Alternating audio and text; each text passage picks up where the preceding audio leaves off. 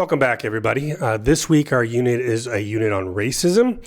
We're reading one of three documents that the U.S. bishops have promulgated in the past, I'd say, 45 years. The most recent one, Open Wide Our Hearts, which came out just a couple of years ago.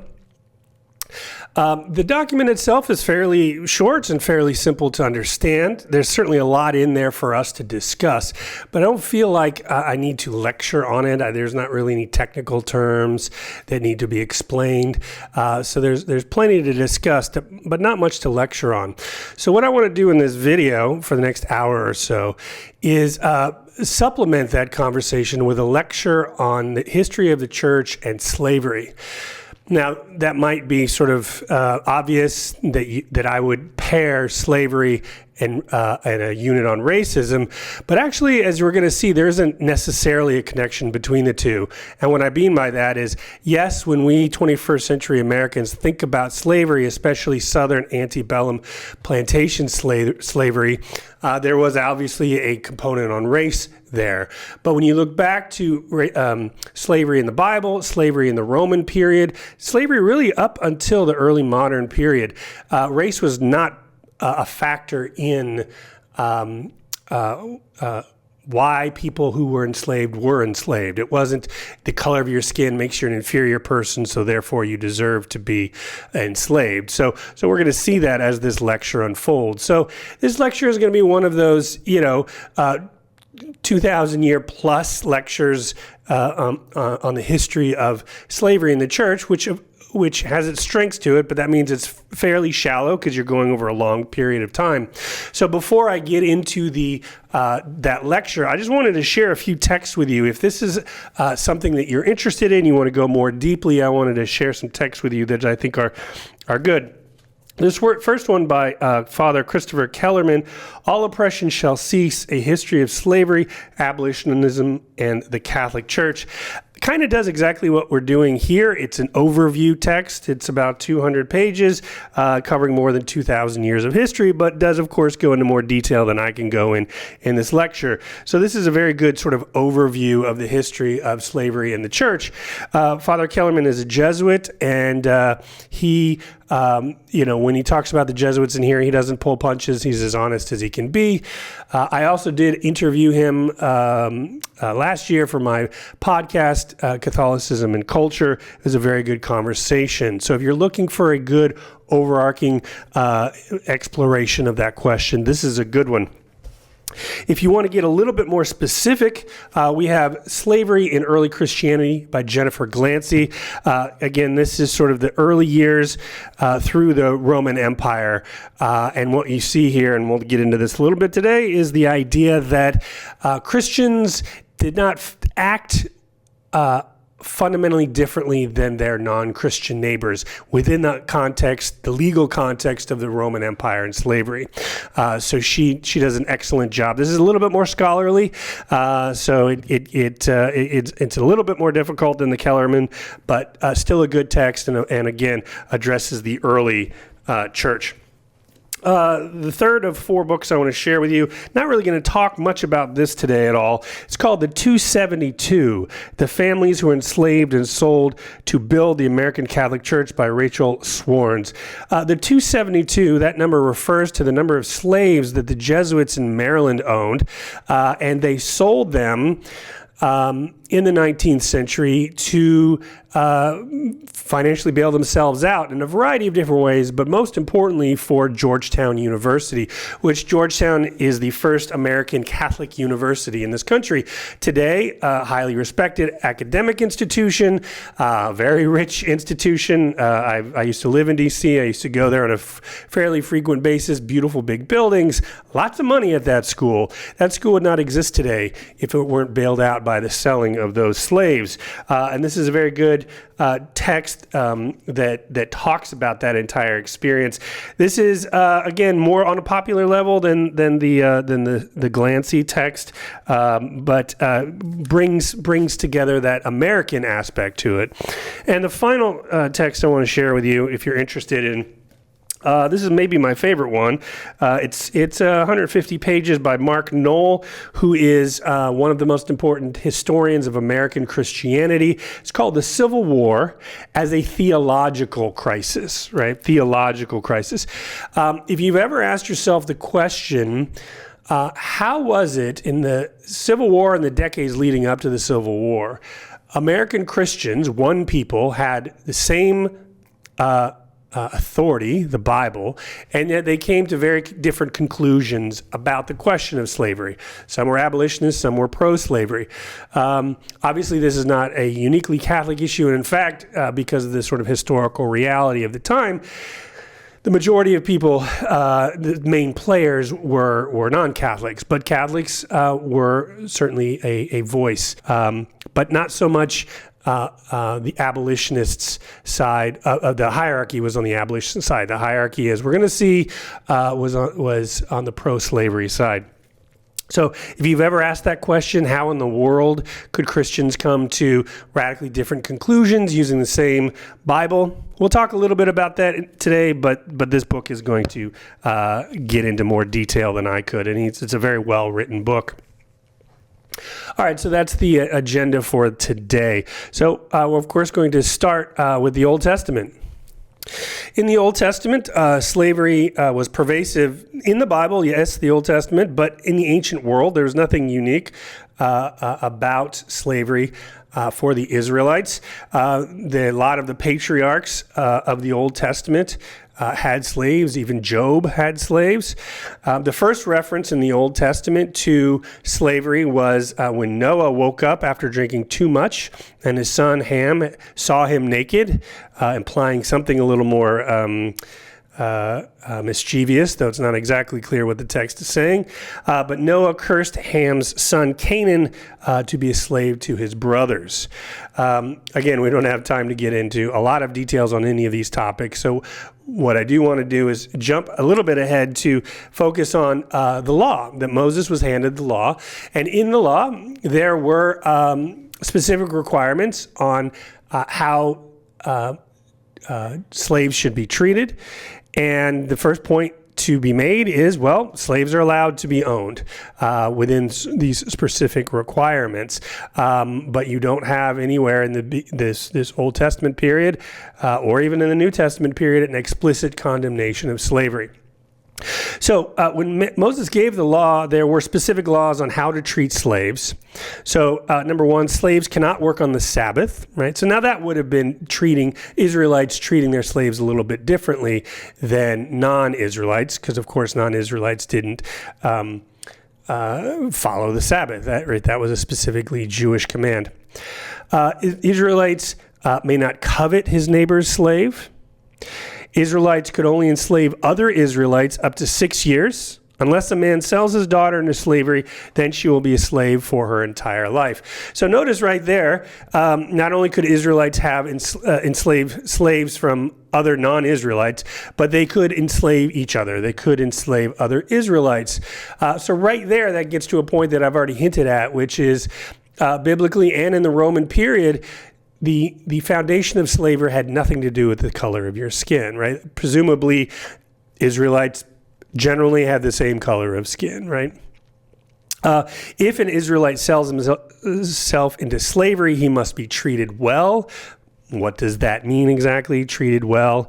But notice, again, the idea, here's a difference between the way Americans think about slavery, that here you have an example that you can sell yourself into slavery. If an Israelite slave gets married while enslaved but then becomes free, he does not get to take his family with him. The same rules is not articulated for Gentile slaves.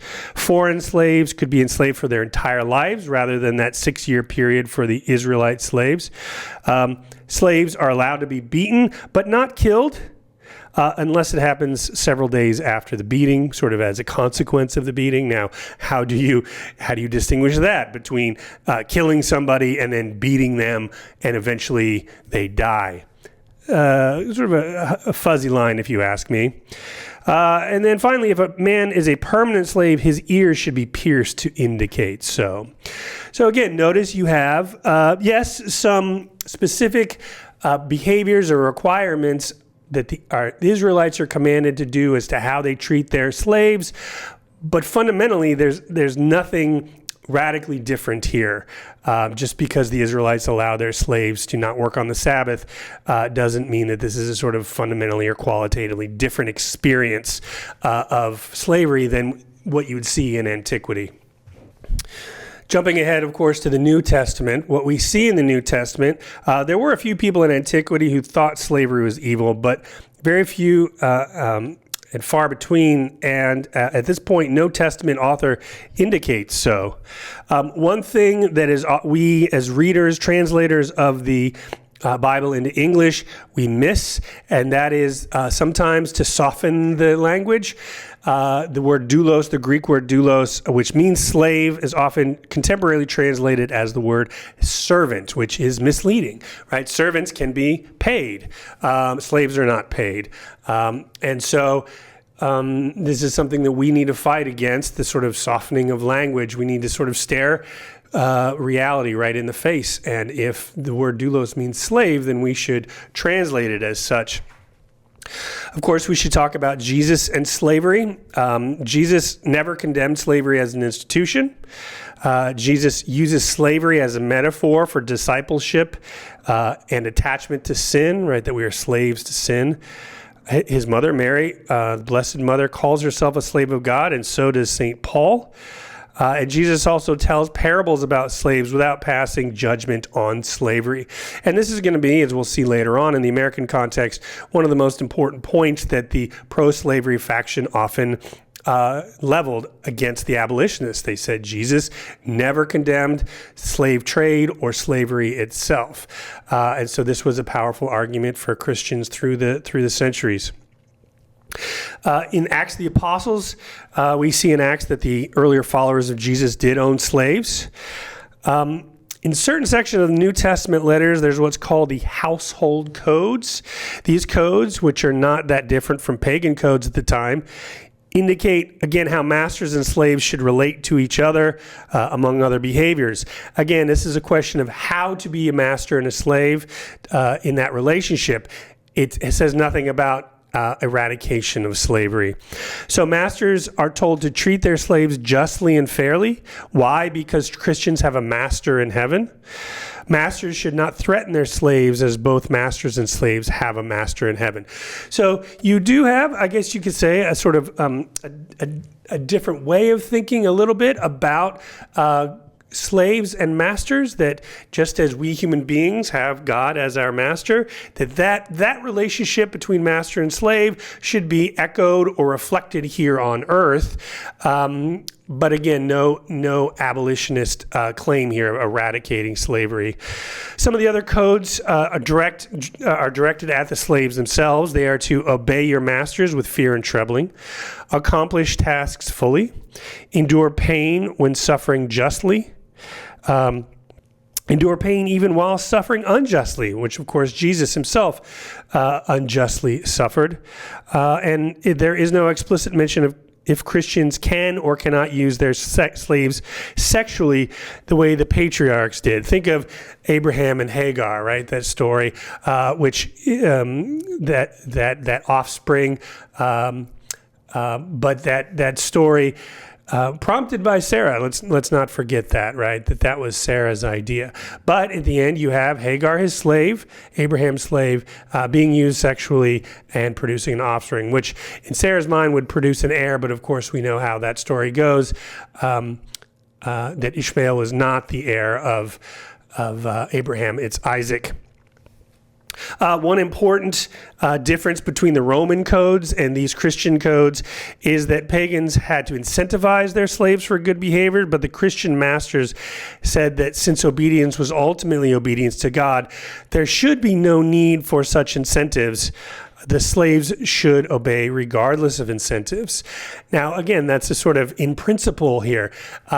In reality, on the ground, how much did slaves actually need to be, Christian slaves need to be incentivized?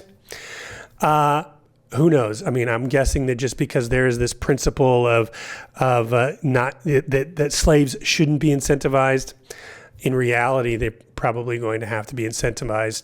How much is this principle or is this ideal actually operative?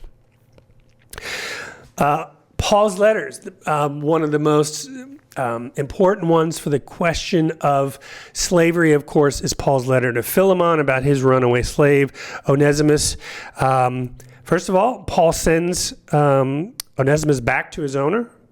He encourages Philemon to treat Onesimus as a brother. Why? Because they're both Christians. So that shared baptism means that they're brothers in Christ to the children of the Father. But he does not tell Philemon to manumit his slave, nor does he say that slavery as an institution is evil. Yet another important, later on, American context, this letter from Paul, nowhere does it condemn slavery or slave trade.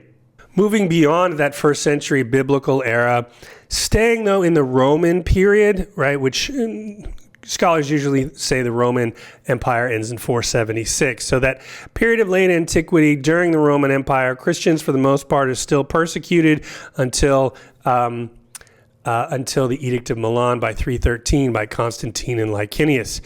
So some of the earliest the biblical but Christian but non-biblical texts in the probably the early second century, the Didache and also letters from St. Ignatius of Antioch echo the household codes that we were just talking about in the New Testament. The Didache tells slaves to be subject to their masters, and Ignatius tells slaves to humbly serve their masters in order to glorify God and not to desire for the church to pay for their manumission. Okay. Jumping ahead to St. Augustine of Hippo, one of the most important thinkers in the history of the church, he said that slavery was the result of God's punishment for sin.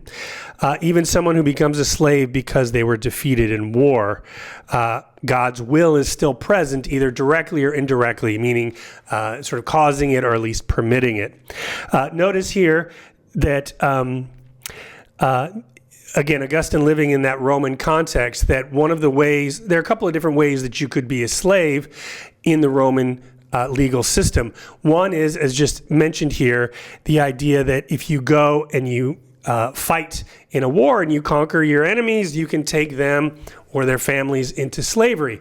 Notice again, this has nothing to do with the color of your skin. If you're a European, what we would call a European, during the Roman Empire, and you fight, let's say, the Germanic tribes, which for much of the Roman period they were not citizens of the Roman Empire, the skin color is not going to be all that different.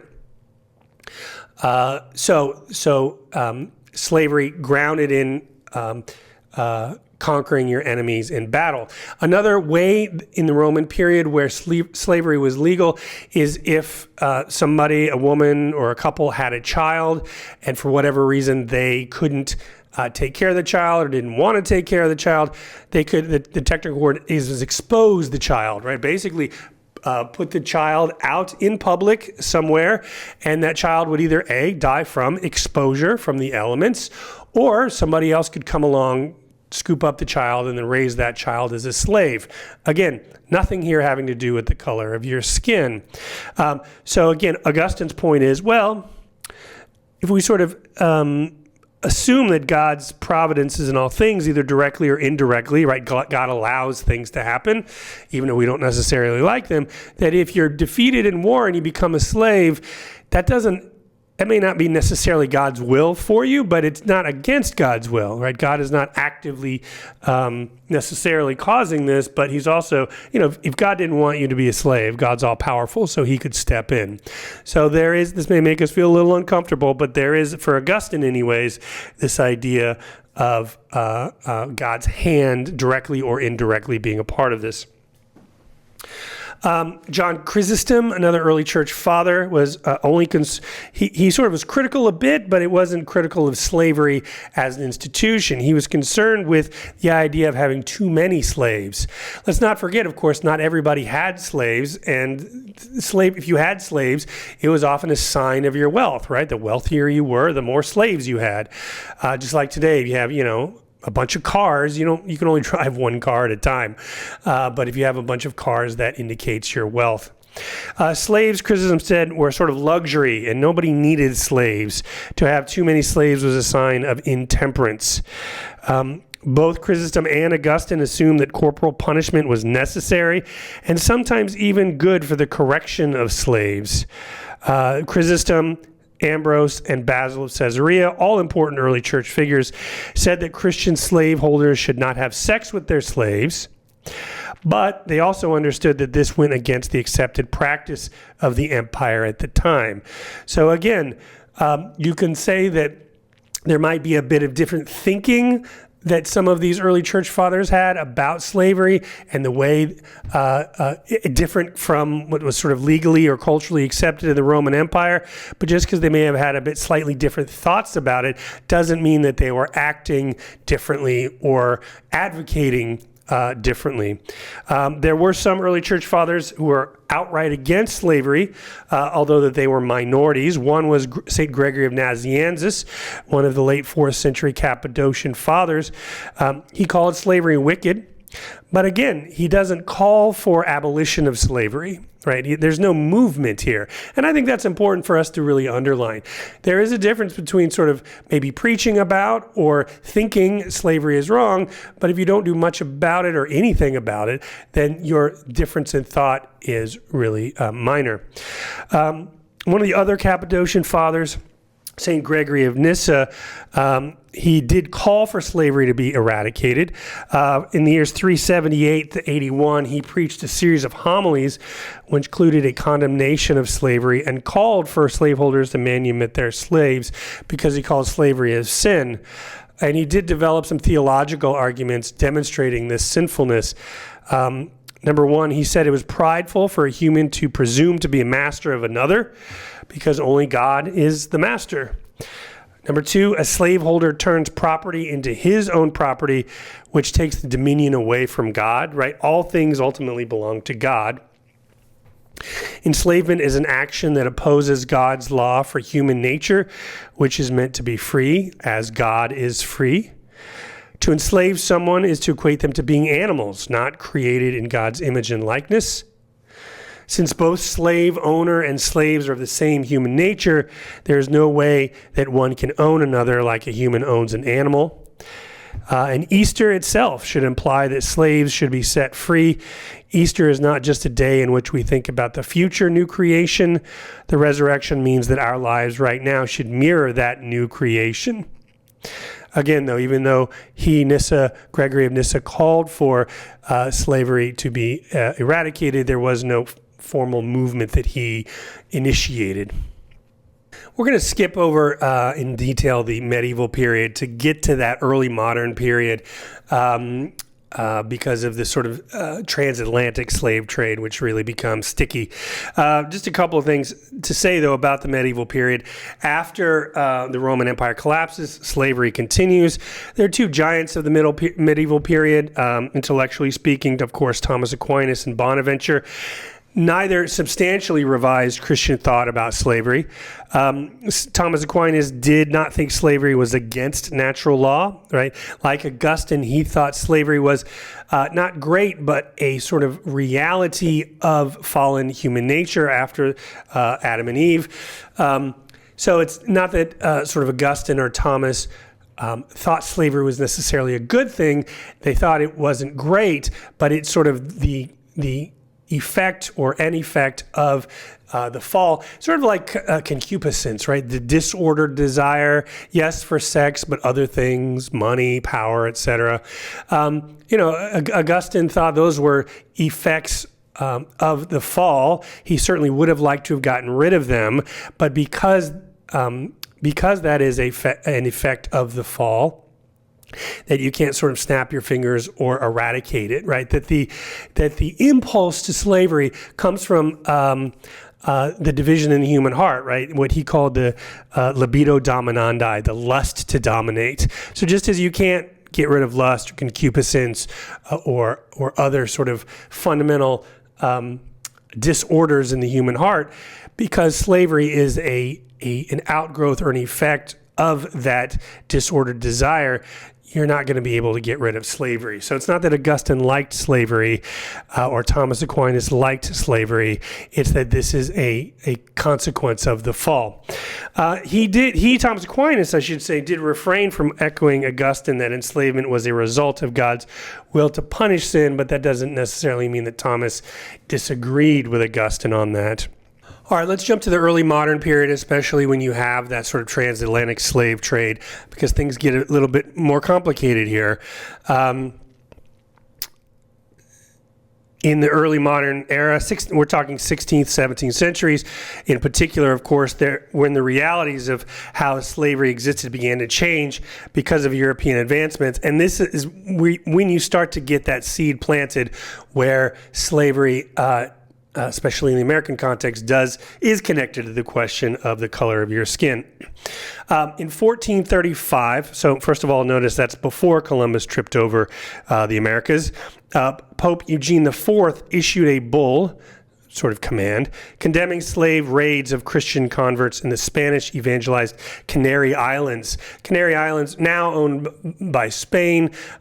These are islands off of the northwest coast of Africa. The Pope issued this because the residents were not at war with any Christian nation, and that they were Christianized by Spanish missionaries. Jumping ahead to Pope Paul III, who issued a bull in 1537 for beginning the enslavement of indigenous peoples of the Americas, but he did not do the same thing for Africa. So in other words, he says you can't enslave the indigenous people of the Americas, but not the Africans. Now that might sound weird to us. We would think, well, these are all people, and that there's going to be a sort of a blanket statement or a blanket policy for all people, but he doesn't do that. He makes this distinction. So the obvious question is, well, why are the European nations not allowed to enslave the people of the Americas, but they are in Africa? And the answer is it has to do with sort of the history specific of Europe and North Africa, in particular with Islam. So in 1452 and 1455, Pope Nicholas V issued two bulls specifically for Portugal that changed the rules of who could be enslaved. Portugal can subjugate possessions of non-Christians in Africa and reduce them to slavery as a continuing fight against Islam. These permissions were reaffirmed by three more popes over the next 75 years. Spain, different from Portugal, received different treatment from the popes. Pope Alexander VI promulgated 4 bulls in 1493, so just after Columbus trips over the Americas. He giving Spain the same imperial rights to America as it gave to Portugal concerning Africa. Slavery was not mentioned. Since the conquest of the Americas was different from Africa because the conquest of the Americas was not part of a crusading war against Islam, the same blanket permission to enslave the native populations was not explicitly mentioned. The famous King Ferdinand and Isabella, in fact, were quite disturbed when Columbus brought 300 slaves back to Spain. They considered the native populations to be their vassals. Isabella more so than Ferdinand, but both were sort of horrified at this. So today we might assume that any slave policy or teaching from the church about Africa and the Americas should be the same, but the important difference was the difference of that Christian Europe had been battling Islam for centuries at this point in Africa, but not the Americas. So those wars against Islam were seen as just wars, and as we've talked about earlier, this idea of legal slavery grounded in conquering your enemies, especially in this case, the idea of a just war, which had been developing for centuries, specifically a just war seen against Islam. So if you are fighting a just war against Islam, you conquer them, you can, in this logic, take them as slaves, whereas, again, the people of the Americas, they're not Muslims. Christians haven't been battling them for centuries. There is no understanding of a just war against the people in the Americas, so therefore, at least at this point, the assumption is you cannot enslave them. And again, Ferdinand and Isabella were horrified when Columbus did enslave several hundred people of the Americas. In 1536, Pope Paul II issued a bull claiming that indigenous Americans had the capacity to accept the faith, and many desired it. Therefore, he declared that there were to be no enslaved, that they were not to be enslaved, as they were not beyond salvation. Moving to our North American context here, especially in the United States, I do want to slow down a little bit, and I want to focus on the important question that I hinted at earlier, which is discussed in detail in Mark Noll's book, The Civil War as a Theological Crisis. And that has to do with the sort of arguments on both sides, pro and against slavery, using the Bible. How did Christians in the 19th century leading up to the Civil War make their arguments? The first thing that actually should be said is that, again, Catholics were not at the center of this fight. Catholics were, for the most part, on the pro-slavery camp, and we'll see why that is, because the popes in Rome were in the pro-slavery camp. That the abolitionists were led by two groups. One group certainly would be Protestants, though not all Protestants, but also non-Christians, such as William Lloyd Garrison. This actually played into the hands of the pro-slavery argument because, especially in the South, and they said, look, these abolitionists, they're led by these pagans, these non-Christians. They're attacking us, right? That we good Christians are upholding the biblical principles of slavery. Those even anti-Christians are attacking us. So it was often, the abolitionist side was often painted simply as this sort of non-Christian movement, which again, it was in large part, but there were also Protestant Christians who were abolitionists as well. But for our point, of course, Catholics were not on the front lines of the abolitionist movement. What I want to do here is talk about, on both sides, the arguments that they made for and against slavery using the Bible. Let's start with the abolitionist side of the argument. So one argument they made is that slavery is an offense against the dignity of the human person, which at this point in the semester shouldn't surprise you. We've been talking about this all semester, and I've hinted at how this question of the dignity of the human person is grounds for the Catholic social teaching. Number two, the abolitionists often ignored demonstration of their argument from specific biblical passages and appealed more to broad principles. The broad principles such as the common equity and common sense and the general spirit of the Bible over the overall general message of the Bible. And that sort of points to the fundamental principles of the Bible are justice and righteousness. Another related argument that the moral argument from Scripture on the subject appeals to the common conscience of all mankind, and at every step enlists the common sense of humanity in its behalf. Slavery turns human beings into property, which is against the idea of being created in the image and likeness of God. Right, think back to Adam and Eve, having the dominion over the rest of creation because we are created in the image and likeness of God. So therefore, no one or no thing should have dominion over us. Slavery divided the humans into hierarchical divisions, masters and slaves, white and black. The theological argument, of course, is that through Christ we are one. Right, so a rejection of that hierarchical division, obviously grounded in Pauline argumentation, that God is liberator who takes the side of the oppressed. Think, for example, of the Exodus. There's one biblical passage, Exodus 21:16, which is important for the abolitionist movement. A kidnapper, whether he sells the person or the person is found in his possession, shall be put to death. Complicated factor there, though, is, well, what do we mean by kidnapper, right? In the pro-slavery argument would say, well, if we're defeating Muslims in Africa, grounded in this just war that we just mentioned, well, how can slave masters be considered kidnappers? Slavery is opposed to the commandment to love neighbor. In Luke 4, Jesus claimed that the Spirit sent me to proclaim release of the captives and recovery of the sight of the blind, to let the oppressed go free, to proclaim the year of the Lord's favor. again, pointing to a general idea of sort of liberation, but notice there's nothing there specifically tied to slavery. What does it mean to say captives, to release the captives, right? Certainly one true theological claim of all Christians is that we are all slaves in the sense that we are slaves to our sin, and that Christ was sent to liberate us from that slavery to sin. So does Luke 4, Jesus' words here, point to narrow sort of political slavery, or is it more of an existential slavery to sin? A couple more. If there is no slavery in heaven, the abolitionist says, why do we allow it here on earth when Jesus and his kingdom of God is at hand, as proclaimed by Jesus at the very beginning of the Gospel of Mark? They often made non-Christian, but even American political claims, such as, of course, all men have natural and inalienable rights to person, property, and the pursuit of happiness.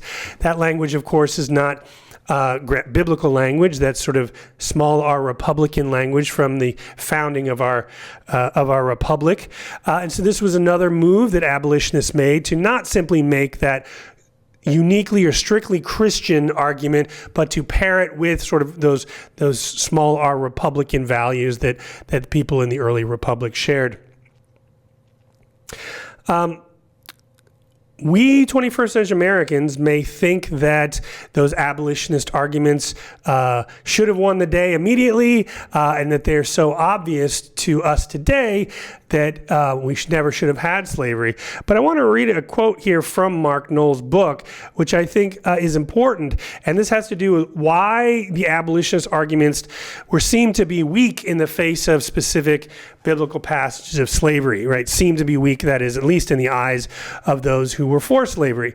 So Mark Noll says, the primary reason that the biblical defense of slavery remained so strong was that many biblical attacks on slavery were so weak.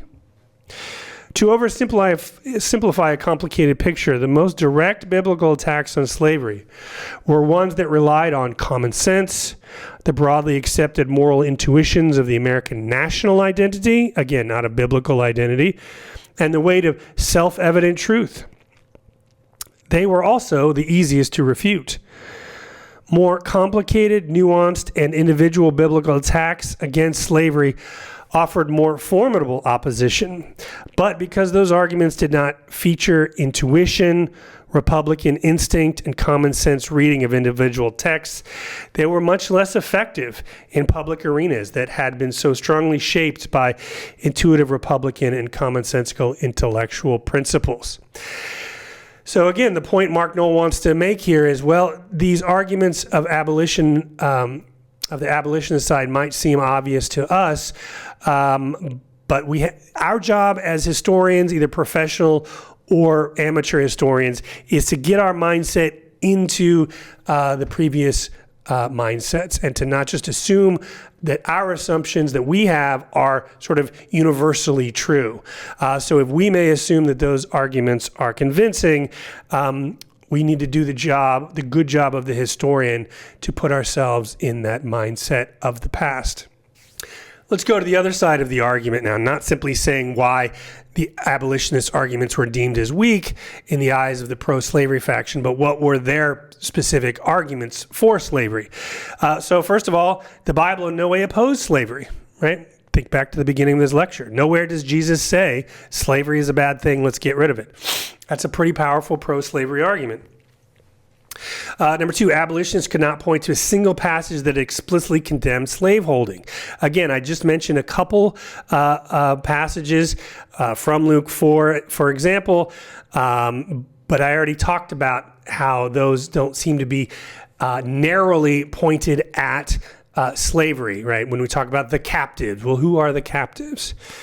The Mosaic Law, as we saw earlier, explicitly permits slavery. One important biblical passage for the pro-slavery argument is Leviticus 25:44 and following. The male and female slaves that you possess, these you shall acquire from the nations around you. You may also acquire them from among the resident aliens who reside with you, and from their families who are with you, those whom they bore in your land. These you may possess, and bequeath to your children as their hereditary possession forever. You may treat them as slaves, but none of you shall lord it harshly over any of your fellow Israelites. Again, explicit permission for slavery in Leviticus 25. Again, Jesus did not explicitly condemn slavery. Jesus said that loving one's neighbor was the basis of the Mosaic law, but this is the same law that allowed slavery, as we just saw. So that sort of argument by extension or by syllogistic argument, right? If Jesus holds up loving one's neighbor as the basis for the law, Jesus is clearly not arguing against the Mosaic law. In fact, Jesus explicitly says, I did not come to condemn the law, I came to fulfill the law, and the law allows slavery. Paul's letter to the Philemon, which we've already talked about. If God is against slavery, why don't we see slavery attacked in this letter? Why does Paul send Onesimus back to Philemon? There are other biblical passages that are important for supporting slavery that, for the sake of time, I'm not going to read to you. I'll put them here on the screen. If you want to pause, write these passages down, and then go look them up on your own, you're welcome to do that. But just notice, right, this is not one or two or three passages. You're starting to get a stack of biblical references that either permit slavery or even sort of say that it's something that's allowable. So, what can we say overall about the pro and anti-slavery positions in North America in the 19th century? When it comes to the Bible as the authority, it's not the two sides. It wasn't a question of how do you interpret one verse or two verses one way versus another way. It was more of a question of approach. Let's call it the micro approach and the macro approach. That the pro-slavery position took let's call it the micro approach. Again, saying, here's this biblical passage and this biblical passage and Leviticus 25 and this passage and all of these passages pointing to the permission of slavery. Where the abolitionist side, let's call it the macro approach. They didn't want to get into this sort of specific fights over this passage or that passage. They wanted to take the macro approach. They wanted, again, talk about the overall arc of the Bible, especially going from the Old Testament to the New Testament and on through Christian history. They wanted to take the arc of the general themes of the Bible about dignity and justice and righteousness and etc. So they wanted to take a step back and sort of look at the themes of the Bible in general. So again, the important distinction here between the two sides of the argument wasn't even so much about principles of hermeneutics, how do you interpret a particular passage one way or another, but it was more about your approach to the Bible, the micro approach versus the macro approach. I should say one other thing, that there was a third position that doesn't get quite as much attention, but I think needs note. And that third position in this fight over slavery was, okay, the Bible clearly, in the eyes of this argument, says that slavery is fine, but the way the antebellum Southern plantation slavery grounded in race is an abuse of that permission. And the two most important points for this argument, number one was the sexual violations, right? Nowhere in the Bible does it say that even if you have slaves, you are allowed to sexually abuse them, especially the women. In fact, we again see these in the household codes of the New Testament, the general idea of you should treat your slaves well. Again, that doesn't explicitly talk about can you or can you not have sexual relations with your slave. And so therefore, because that is not explicitly mentioned, there were people, obviously slaveholders, who did sexually abuse their slaves. The second point for this argument of saying, okay, well, slavery is allowed, but the way it's being done in America is an abuse, is that point that we've hinted at already multiple times, and that is the idea that Southern plantation slavery was grounded on the color of your skin. It didn't have to do with just wars or conquering your enemies in battle or anything like that. Nowhere in the Bible does it say anything about the color of your skin as being the foundation for slavery. So again, you do have this third position, this third argument that says it's not exactly pro-slavery, it's not exactly against slavery, it's, well, okay, slavery is allowed by the Bible, but we have to do it correctly, and we Americans in the South aren't doing it correctly. Let's shift our attention here in the 19th century to specifically Catholic position. Catholics, of course, at this time in American history, not sort of central in any sort of political way or financial way, social way. So we were, and there was a lot, and we talked about this in my American history, church history class. We talk about a lot of anti-Catholicism in America, especially in the 18th and the 19th centuries. So on the one hand, we can say Catholics were marginal to this fight, but what we can also say is that Catholics were also not abolitionists. There may have, of course, been individual Catholic lay people who in their hearts may have opposed slavery, but it's important to note that not a single U.S. bishop at this point joined the abolitionist movement. In 1814, so obviously before the Civil War in the U.S., Pius VII denounced the Atlantic slave trade. He did it in private letters, did not do so publicly, and in a sense, he's kind of Johnny-come-lately. We're going to see this as a problematic theme here. The Catholic Church in the 19th century is kind of Johnny-come-lately because in the United States, this Atlantic slave trade had been outlawed in the U.S. by the slave owner President Jefferson in 1807, so 7 years earlier. So again, at least legally, you couldn't at this point in the early 19th century bring slaves from Africa to North America. There was still this sort of domestic, let's call it the domestic slave trade, where people could buy and sell at this point, but you couldn't, at least legally, you couldn't import people from Africa. In 1839, again, we're still prior to the Civil War, Pope Gregory XVI issued a bull that condemned the slave trade, including the reduction of free people to slaves.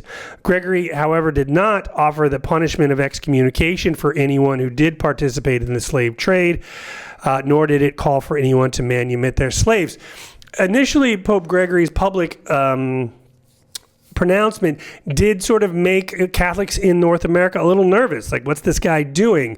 But the U.S. bishops sort of calmed everybody down and said, note that Gregory XVI is not condemning slavery, but the slave trade.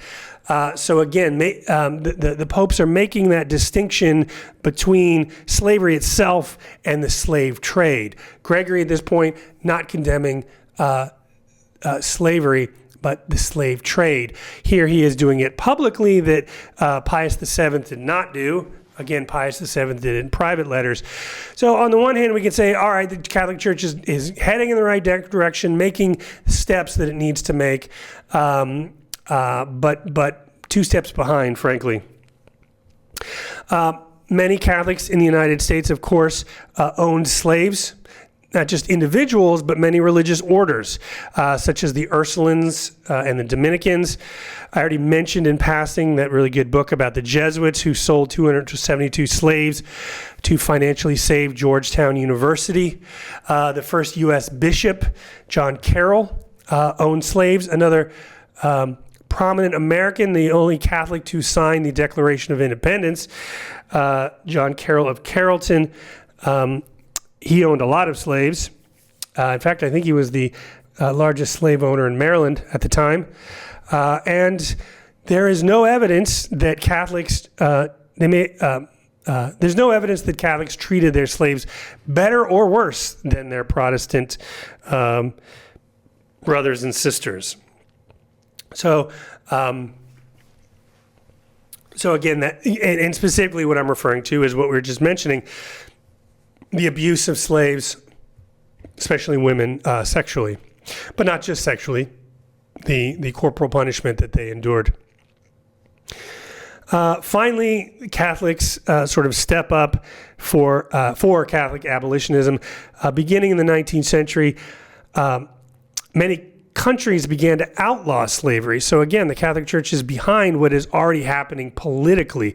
So in 1846, still before the Civil War, Pope Pius IX became the Pope, the longest serving Pope in the history of at least the modern papacy. But Haiti, Mexico, and Great Britain had outlawed slavery. In the next 10 years after 1846, while Pope Pius IX is still the Pope, other countries like France, Venezuela, Argentina, Colombia, and Peru all abolished it as well. So politically, a lot of countries are abolishing slavery, but the popes still had not condemned it. Pius IX never made a public statement about slavery as Pope, and he insisted officially he was neutral during the Civil War. Although publicly and privately, he actually expressed sympathy for the South. In 1863, Pius responded to a letter by Jefferson Davis, and he called Jefferson Davis, quote, an illustrious and honorable man, the President of the Confederate States of America. Right? So if you're going to call somebody the President of the Confederated States of America, clearly your mindset is not, these are rebels breaking away from the Union, that in his mind, Pius's mind, even if not legally speaking, that the South hadn't won yet and they wouldn't win, that at least in Pius's mind, there was, if not the legal distinction being made between the North and the South, at least in his mind, a sort of existential difference, you could say. Pius IX thought that the South should be its own country, but also thought emancipation was a possibility, saying to the Confederate Secretary Ambrose Dudley Mann, he says, quote, it might perhaps be judicious in us to consent to gradual emancipation. Notice here, he is not trumpeting emancipation. He is subtly offering it a possibility over the time. So you can see him starting to equivocate. I don't know if that's the right word, but certainly hedge his bets, right? He's leaning towards the South, but at the same time, sort of having that wiggle room of saying, maybe over time we should get rid of this slavery thing. In 1864, so in the heat of the Civil War, Bishop Auguste Martin, who is a bishop in Louisiana, wrote a pastoral letter repeating the standard claims in favor of slavery and the Atlantic slave trade. Pius soon responded to him in a private correspondence, telling Martin to correct his claims. So again, notice a distinction between public statements that Pius is making and private statements he's making. Also, he's not gung-ho for slavery, but at the same time, he's not willing to make public condemnations. He's willing to make these private letters telling the bishop here, change your attitude, change your teaching. So, it's not our place to judge what goes on in people's hearts. It certainly opens the question, what's going on with Pius? Why is it that he's sort of saying one thing publicly, another thing privately? We'll leave that to God to judge. Because Pius never made any public condemnations of slavery, the U.S. bishops continued the status quo even after the Civil War, right? So in October of 1866, which is 10 months after the 13th Amendment of the Constitution was ratified, the U.S. bishops wrote a pastoral letter reflecting on the abolition of slavery. And a quotation from them says, rather than offering support for the amendment, they said, that if slavery were to be abolished, it should happen more slowly, similar to how the serfs in Europe were more slowly emancipated so that they could be prepared to make better use of their freedom. This is an argument that had long been made, which of course is, well, these slaves, these people with different color skin, they're inferior, and we're doing them a favor. We slaveholders are doing them a favor by giving them this structure, by giving them Christianity. So it's good for them. And if we were to abolish slavery and allow them to be free, that they will sort of devolve into dysfunctionality, right? So that's kind of the argument that you're hearing that the U.S. bishop's making here in 1866. Okay, the North won, slavery is abolished, but the U.S. bishops are basically saying that the way this is being done is imprudent because in their argument, in their eyes, that what's going to happen is these former slaves, now newly liberated free men, are going to sort of devolve into some sort of chaotic mess because they think that these former slaves cannot function on their own. Finally, Pope Leo XIII, that same sort of Leo XIII that we talked about earlier this semester with Rerum Novarum, he is the one that sort of gets us to that point I think we've been hoping for a long time. We should say that even though the last country in the Western Hemisphere to abolish slavery, which was Brazil, did so in 1888, the Catholic Church still had not officially come out against slavery. But finally, Leo XIII did so in an encyclical called In Plurimis. And what he does there is sort of repeat many of the abolition arguments of the past. So he's not really, frankly, coming up with any new argument, no theological or biblical argument that hadn't been said before. Slavery had been debated for a long time, centuries at this point. I'm not sure there is anything at that point left to say or new to come up with. So what Leo the 13th is doing is sort of repeating a lot of the abolitionist claims in the preceding decades. So he says in Plurimis, a condemnation of slavery on universal moral principles, that Christ is a liberator who came to preach deliverance to the captives, that Christ desired a fresh renewal of things and the restoration of humans to their original dignity. Slavery is a result of the evil of the fall that started with Adam and Eve. So therefore, it's not a good thing, even if it is the sort of reality, the post-lapsarian reality of the human heart. Slavery was contrary to what God originally instituted for humanity.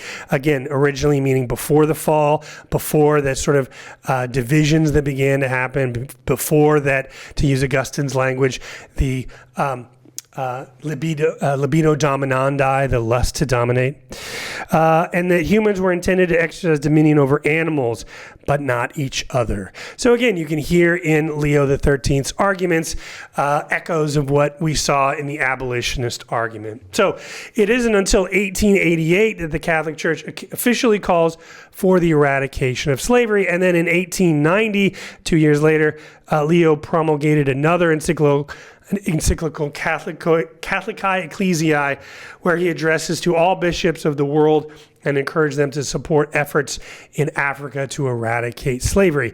So again, Africa there, the idea, getting back to that early modern period, which we said that the justification for slavery in Africa, but not the Americas, was this sort of ongoing just war against Islam in Africa. Leo here was saying, we're seeing him sort of reverse that claim and saying, even in Africa, even with the Muslims, even if we want to say that the fight against Muslims is a just war, even then, Leo says no to slavery. All right, so that ends the sort of historical survey. Again, not going into great depth. I encourage you to turn to those books that I mentioned earlier that get into much more detail and are very good on this. We've been talking historically, but I want to end my lecture here, not on an historical claim, but on a contemporary note. This class, of course, is a Catholic social justice class, which includes history, but it's not a church history class. So I think we do need to move away from history for one last point, and that is to talk about the contemporary moment. I think we Americans are under a lie. We've bought into a lie. And that lie that we've allowed ourselves to be bought into is, well, Lincoln and the Civil War, Emancipation Proclamation, the amendments, they did it, right? Yay, the good guys won in the end. Slavery is abolished. And then, of course, we have the difficult racial problems, yes, Reconstruction, Jim Crow, leading to Martin Luther King Jr. and all those sorts of things. And yes, we still have the shadow of slavery, and this is all bad. But, the good guys won in the end. Slavery was abolished. That is a lie, and I push back against that. Slavery still exists to this day. The lie that we have allowed ourselves to buy into is that it doesn't exist. We know it exists, but we use different language for it because it allows us to sleep well at night. And the language we use is human trafficking, right? Oh, human trafficking doesn't sound that bad, at least not as bad as slavery. Yes, it's true that we eradicated a particular form of slavery, Southern plantation, chattel slavery based on the color of your skin, that's permanent, et cetera, passes down to your descendants. And that's good. It's good that we eradicated that. I'm not saying we should go back to that. It's the exact opposite. That we should not allow ourselves to fall under this lie that because we eradicated that particular type or form of slavery, therefore slavery is gone. We have human trafficking. We see it all the time. It's here in the United States. So we need to work just as hard as eradicating that as much as we can. Again, I do think Augustine's right. This libido dominandi tears down the middle of the human heart.